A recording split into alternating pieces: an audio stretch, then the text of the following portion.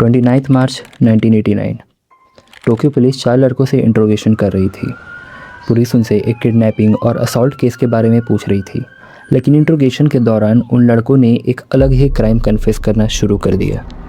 पहले पुलिस को लगा कि वो झूठ बोल रहे हैं, क्योंकि उनकी जो डिटेल्स बता रहे थे वो करंट केस से मैच नहीं कर रही थी। पुलिस ने फिर सबको अलग अलग रूम्स में इंट्रोगेट करना स्टार्ट किया, और हैरानी की बात ये थी कि सबकी स्टेटमेंट्स ऑलमोस्ट सेम थी। तब पुलिस को समझ में आया कि वो किसी और केस के बारे में सच बोल रहे हैं।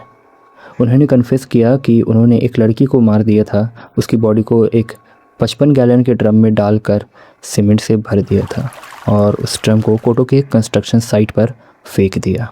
पुलिस तुरंत वहां पहुंची और सर्च ऑपरेशन स्टार्ट किया। कुछ देर बाद उन्हें एक ड्रम मिला और उसके अंदर थी एक लड़की की फ्रोज़न डेड बॉडी।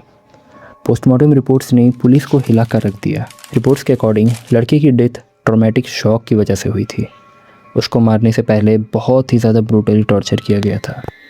उसका चेहरा इतना डैमेज हो चुका था कि उसे पहचानना बिल्कुल इम्पॉसिबल था, और उस लड़की का नाम था जुंको फुरुटा।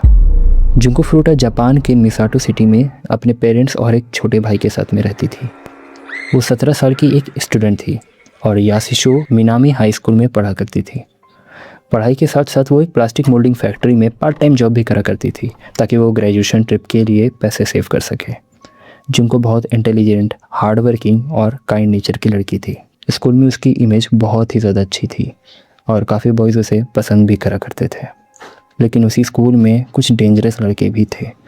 ये ग्रुप स्कूल छोड़ चुका था, लेकिन फिर भी स्कूल आकर स्टूडेंट्स को बुरी करता था।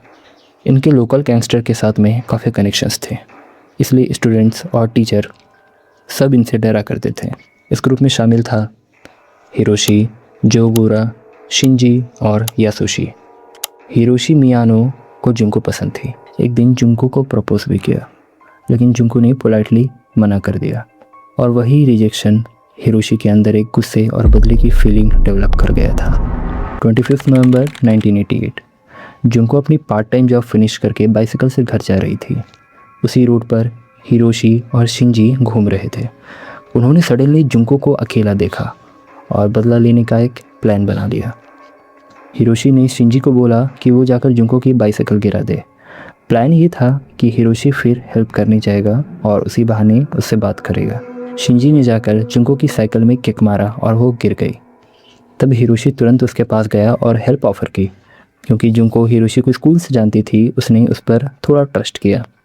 लेकिन घर छोड़ने के बहाने हिरोशी उसे अडाची के एक होटल में ले गया और वहाँ उसने जुंको को धमकी दी, अगर तुमने भागने की कोशिश की या किसी को कांटेक्ट किया तो मेरे गैंग मेंबर्स तुम्हारे पेरेंट्स को मार देंगे। डर के मारे जुंको चुप हो गई। The 44 days of horror. उस रात हिरोशी ने जुंको के साथ बहुत बुरा किया, और मैं किस बुराई की बात कर रहा हूँ वो आप समझ सकते हैं। बाद में उसने अपने दोस्तों को भी बुला लिया। फिर उन्हें रियलाइज़ हुआ कि जुंको को छोड़ दिया गया तो पुलिस को सब बता देगी, इसलिए उन्होंने उसे कैप्टिव रखने का डिसीजन लिया। जुंको को शिंजी मिनाटो के घर ले जाया गया। शिंजी के पेरेंट्स को यह पता था कि जुंको वहां अपनी मर्ज़ी से नहीं आए हैं, लेकिन गैंग कनेक्शंस के कारण शिंजी के पेरेंट्स ने भी उसे कुछ नहीं कहा। 25 नवंबर 1988 से लेकर 4 जनवरी 1989 तक पूरे 44 दिन थे, और उन 44 दिनों में जुंको को अनइमेजिनेबल टॉर्चर सहना पड़ा। शुरू के कुछ हफ्तों में लड़के उसका फिजिकल एक्सप्लॉयटेशन करते रहे। बाद में उन्होंने अपने दोस्तों को भी बुलाना स्टार्ट कर दिया। रिपोर्ट्स के अकॉर्डिंग 100 से ज़्यादा लोगों ने जुंको को अब्यूज़ किया था। जुंको के मिसिंग होने के 3 दिन बाद उसके पेरेंट्स ने पुलिस कंप्लेंट फाइल की थी, लेकिन लड़कों को किसी तरह पता चल गया। उन्होंने जुंको को फोर्स किया कि वो अपने पेरेंट्स को फ़ोन करे और बोले कि वो अपनी मर्ज़ी से भाग गई है। पेरेंट्स ने उसकी बात मानकर रिपोर्ट्स को वापस ले लिया।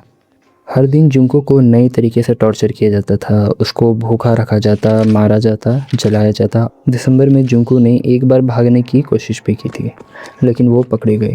पनिशमेंट के तौर पर उसके पैरों पर हेवी डंबल्स गिराए गए, जिससे उसकी लेग्स बैडली तरीके से इंजर्ड हो गई और वो प्रॉपरली चल भी नहीं पाती थी। The last night. टाइम के साथ जुंको की कंडीशन और भी ख़राब होती गई। उसके वाउंड्स इन्फेक्टेड हो चुके थे और उसका फेस इतना डैमेज हो चुका था कि देखना भी डिफ़िकल्ट था। लेकिन टॉर्चर फिर भी नहीं रुका। 4 जनवरी 1989 को हिरोशी मियानो एक गैम्बलिंग में अपने पैसे हार जाता है और उसी गुस्से में जुंको पर वो इतना ज़्यादा ब्रूटली वायलेंस करता है कि उस रात लगभग 10 बजे जुंको ने अपनी आखिरी सांस ली। उसकी डेथ के बाद वो लोग नहीं रुके। क्राइम को हाइड करने के लिए उन्होंने जुंको की बॉडी को एक 55 गैलन के ड्रम में डाला, उसमें कंक्रीट भरा और अगले दिन कोटो के कंस्ट्रक्शन साइट पर उसी ड्रम को फेंक दिया। जब पुलिस को सब सच पता चला तब चारों लड़कों को अरेस्ट में लिया गया।